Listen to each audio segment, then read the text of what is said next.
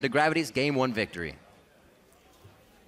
Thank you, gentlemen. And Freak, you said you wanted to take a look at picks and bans, so I feel like that's a good place to start. Yeah. How do you feel it played out? I thought it was very interesting. I haven't seen the C9 comp much, so I'm going to reserve some of the judgment, but I thought it was pretty clever. They come out contesting a champion. They basically got a lot of good, strong early game champions, especially that Karma Tristana bottom lane, and then filled it in at the very end with the Amumu Rumble, which I thought made a really cool 5-on-5 comp. Karma can speed up Amumu. He can go in. He can set up the big Wamba. We saw the after the Baron fight, it play out properly, right? They pick off Keen right away. Diana helps make sure single targets. That's all cool and good for C9. That was kind of nice. I think it's a good comp. Gravity, though, overall, like, they picked really solid as well. They had a lot of good pick potential. The Ashe Arrows into the Victor, another really solid team fight comp for them as well. And especially, you know, going onto that red side and getting that sort of late pick Victor, the one after seeing Diana, Keen did super, super well, and it was good to see him kind of return to form and have a very strong game. Most damage in the game, 24,000 on Victor, big factor. Now let's take a look at that Amumu pick, because it did seem as though Move had a little bit more relevance in the early game, got a couple good ganks off early, helping the bot lane, and up in the top lane against Rumble. Yeah, I would also say Hai did not have that good of a game on Amumu. One of the things that Move was able to do on Gragas is early game, it felt like he was everywhere. Like, he got so many pressure-filled ganks off of, and then also early game was only down like 5 or 10 CS to Hai, so he didn't really fall behind. Additionally, I think that's one of the big reasons that Keen had so much success on Victor was because of the early game pressure that Gragas was able to apply, and it was actually still a very close game right before that turret take at the end, so it was a push-pull between both the comps. One of the reasons why we don't see that much Momo play in professional plays is because you actually rely so much on your cooldown, your ultimate, when you hit 6. And Hai had one moment where he missed it in mid lane. He also had another moment where he missed it again in the mid lane. So you need a good setup to use it properly, where they actually use this Rumble and the Momo combo. Because whenever it's down, Gravity has a lot of freedom to just force towers, force fights, where they know they will win. So that is kind of the flaw of Amumu. I like the setup though, but they just didn't execute it. Next, oh, do you have something? Or? Yeah, I just thought it was really smart, actually, as you mentioned, Gravity taking fights they could win. Gravity were very slow to group up, and I think intelligently so.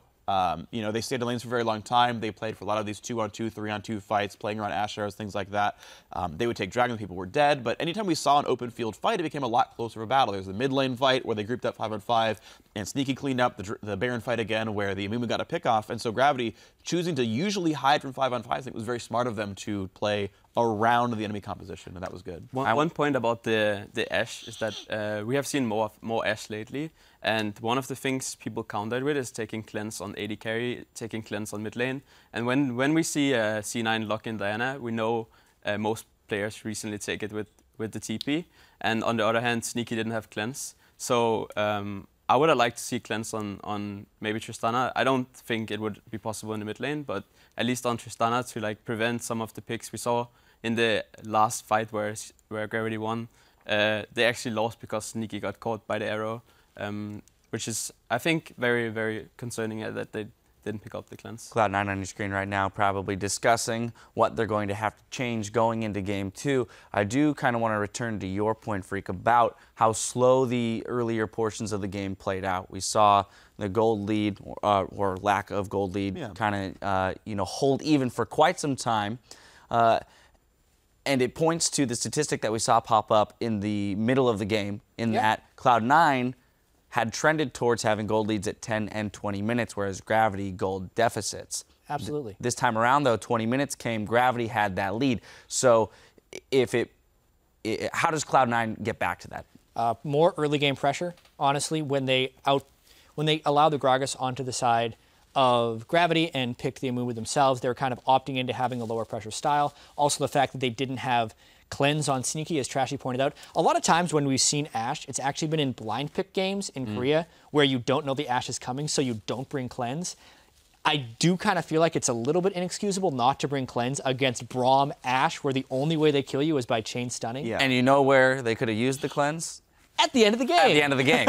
So let's pull up that clip, 34 minutes into the game, in the top lane. Jat, you can continue your point here. Right. This is the defining moment of the game, because prior to this, it actually did seem like Cloud9 was going to be able to come back. The gold lead was only about 2,000 for Gravity. We'd just seen Cloud9 kill both the main damage dealers for Gravity in the Baron Pit, and then Gravity was just grouping up for a siege right here. And honestly, Sneaky's in the front line because, let's be fair, they don't have a true tank, so they're always vulnerable to these picks. They land one Ash Arrow, it completely destroys him. You could see High was actually going for the initiation, so Cloud9 was calling that they were going to make a fight, which is probably why Sneaky was up there. But once again, it's so risky without the cleanse. As soon as they get the kill onto the one damage dealer, High calls off his flank, and they just get ran down. And honestly, credit to Gravity for making the call at this point to end the game. Yeah, this one to actually close the game out is really, really clutch here. I mean, okay, 5v2, it's not hard. 25 seconds, you have enough time to go over this turret, and you feel safe about it. This fight honestly feels fairly safe for Gravity to take. I think C9's trying to buy enough time they can clear the wave, which they do here, and then hope that the rest of the team respawns or someone gets away. But Hans makes a really good dive to make sure the Mumu goes down, they re-get the ace, but then you're like, okay, we have no minions left. We're taking damage here, and the next two guys are spawning, and Rumble's up at 8 seconds too. This becomes a very tough call to go for. If you screw up, you give up a lot of the map again. They made sure the minion wave was clear so they get the reduced armor on the turret to near the end of the game. Also, whenever someone was tanking a turret during that dive, it was either Bunny, Fufu, or Move, the people that don't need to be alive to kill the turrets. So it was well executed, and they really kept a measured head considering it was a back and forth game. And a failed dive there where they get counter-aced could have cost them the game. Yeah. It opens up a lot more of the map. I think you can't quite end the game on like 32-minute death timers, but you certainly get a lot of it back. And when you're that close to winning the game, it's definitely not the giveaway. I do want to quickly touch on your cleanse point on Tristana, because you're right that it's just a much more risk-averse style, and like it'll make sure if an arrow hits. Generally speaking, these guys are playing on like 8 ping, and they're all like 700 range Ash arrows. Like even the one that hit there to close the game out, you saw Tristana run backwards. Like he moved his mouse, clicked behind him, and said, "Oh, I should run away from Ash." It just didn't like hit W. Like he actually like mechanically misplayed, which is very rare for Sneaky. I feel like he's a good enough player to just like rocket jump or flash his abilities, and in almost every single case failed to dodge, which to me is very unlike him. And you obviously saw it play out as well. Lack of cleanse got him killed, but I feel like he should have been fine. All right, well, with that win, Gravity grab the first win to heat up the series. We'll be right back with Game 2 between Cloud9 and Gravity in just a few minutes.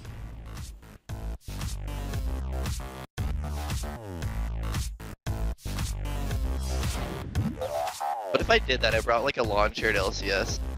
Just put it down behind you guys for when we did Pix fans. That'd be sick, dude.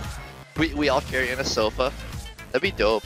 I'm not gonna get to tell this story. Oh, ball's going deep. Oh, another shot. One more shot. He goes down, unfortunately. Gets the Q out the last auto. Minion. Oh, it doesn't matter if he knocked him away that time. Balls goes in now. Sneaky, can he get the auto attacks off? A few more crits from him. That's the hit, the reset. Can he jump forward? Victor. Okay, yeah, we go